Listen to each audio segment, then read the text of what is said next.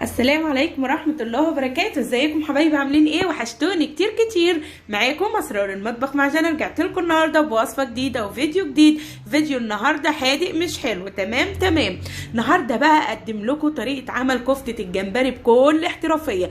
صدقيني بكل احترافيه ان شاء الله. لما تجربي طريقتي استحاله تعملي كفته الجمبري الا بطريقه ام جنى. عاملاها لكم بقى النهارده بطريقه سهله وبسيطه، والمقادير سهله جدا جدا جدا. خطوات بس بسيطه جدا جدا هتعملي احلى كفته جمبري.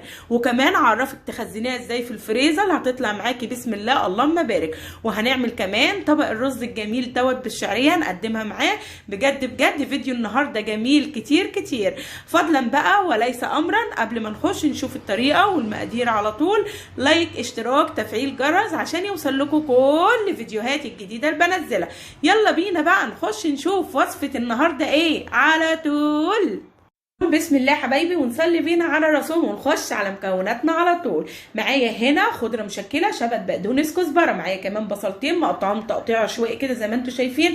معايا كده كام فص من الثوم. معايا قرنين فلفل رومي، حبه قرن رومي، قرن سبايسي، مفيش اي مشاكل. حبينا سبايسي حطي، مش حابه حطي رومي. ومعايا كمان كوبايه من الرز المطحون. ومعايا هنا كيلو من الجمبري. وهي دي كل المكونات اللي هنستخدمها النهارده ونعمل احلى كفته جمبري. الرز بنات بيتجمع مطحون من عند العطار. اما تطحني سوري يا بنات، تغسلي كوبايه رز وتغسليه كويس وتسيبيه لحد لما يصفى كويس، وبعد كده تطحنيه في الكبه عندك. تمام. ودلوقتي بقى هاخد كل المكونات اللي انا ذكرتها دي اطحنها كويس جدا فين في الكبه. اخد الاول كده الخضره مع البصل كده والفلفل الرومي، وبرده اطحن برده الجمبري في المطحنه. وبعد كده اهو يا جماعه حطيت كل الكلام ده بعد ما طحنته في المطحنه في طبق عميق بالشكل ده، ونزلت بكوبايه الرز. ابدا بقى اقلب الرز في كل الكلام ده كله. وبعد ما قلبت الرز خدت برده الكلام ده كله طحنته تاني في المطحنه، عشان انا عايزه معايا الخليط يبقى ناعم زي ما حضراتكم شايفين كده. ودلوقتي بقى هنبدا نبهر الكفته بتاعتنا. بهاراتها سهله جدا جدا جدا: كمون، كزبره، توم باودر، بصل باودر، فلفل اسمر. وهي دي كل البهارات اللي احنا بنحطها على كفته الجمبري، محطتش ولا اكتر ولا ازيد. وكمان بقى الملح طبعا حسب الرغبه، ملحي كده الكفته بتاعتك حسب الرغبه. تمام. هنبدا بنات بعد ما نزلنا بكل البهارات اللي انا ذكرتها معاكم دي، هبدا بقى اقلب كل الكلام ده كله مع بعضه كويس جدا جدا.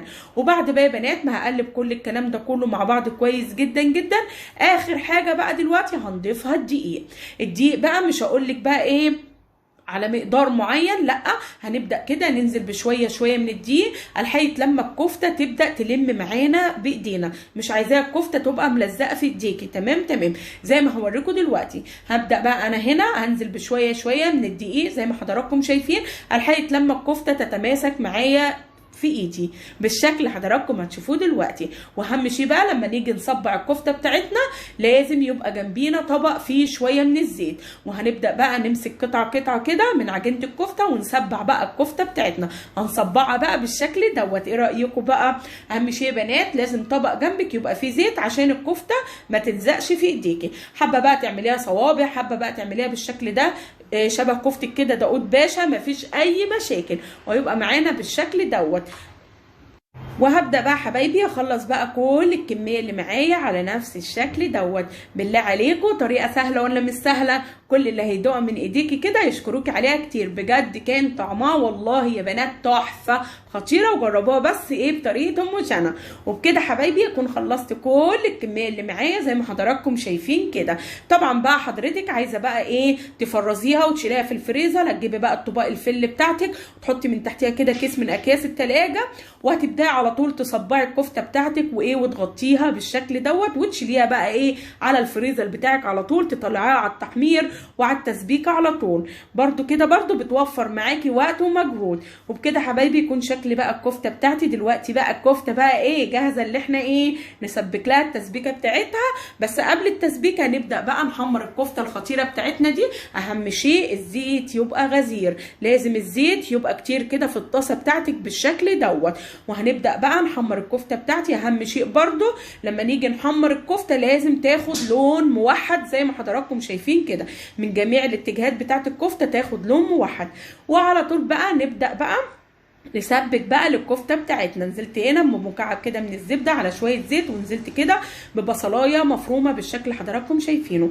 انا هنا مش عايزه البصله تغمق معايا، يا دوبك البصله تبدا كده تدبل معايا، هنزل على طول بفصين من الثوم على شويه كده من الكزبره. ومن هنا بقى يا ست البنات شمي بقى الريحه، بسم الله اللهم بارك، عظمه.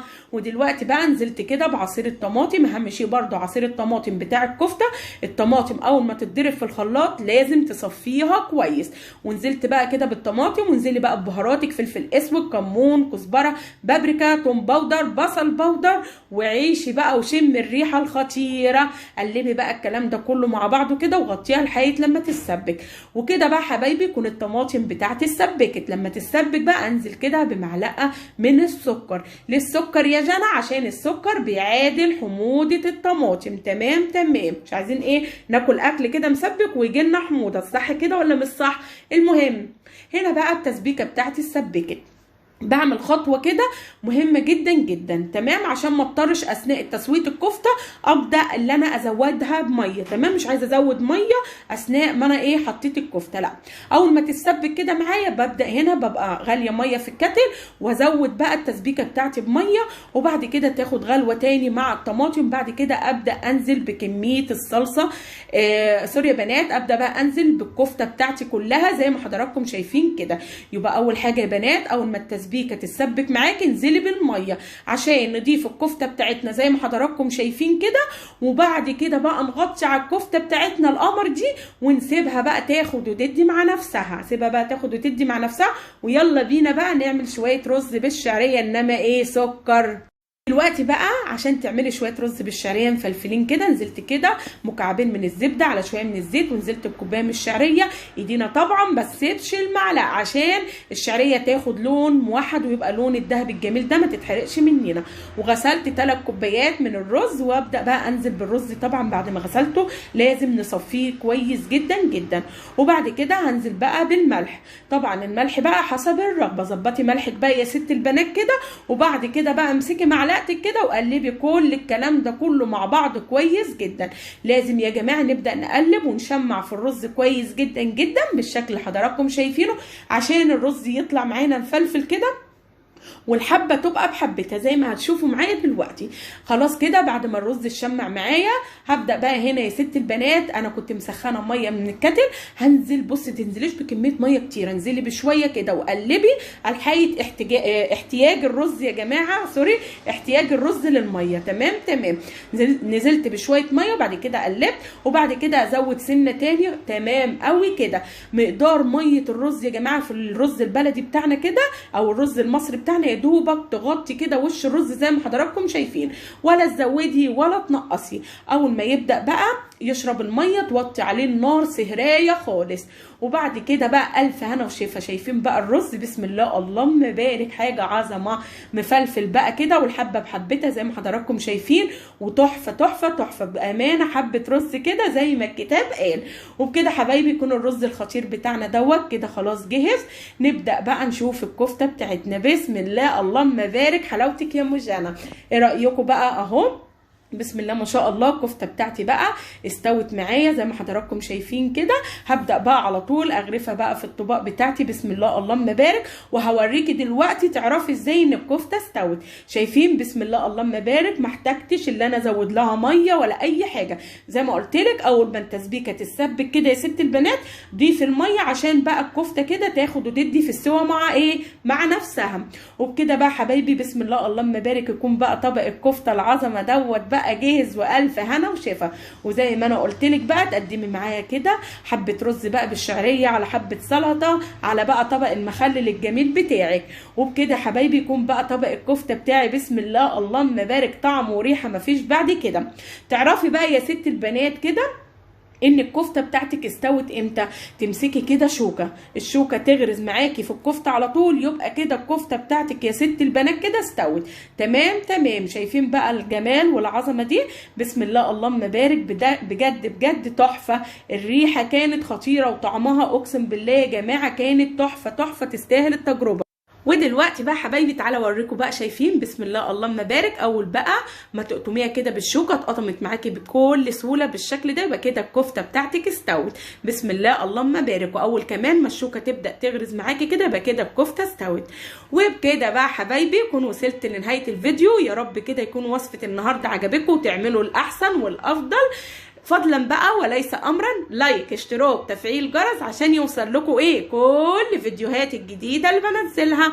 واهم شيء برضو سيبيلي كده تعليق كده قمر زي كده محفز كده عشان اتشجع وانزل فيديوهات.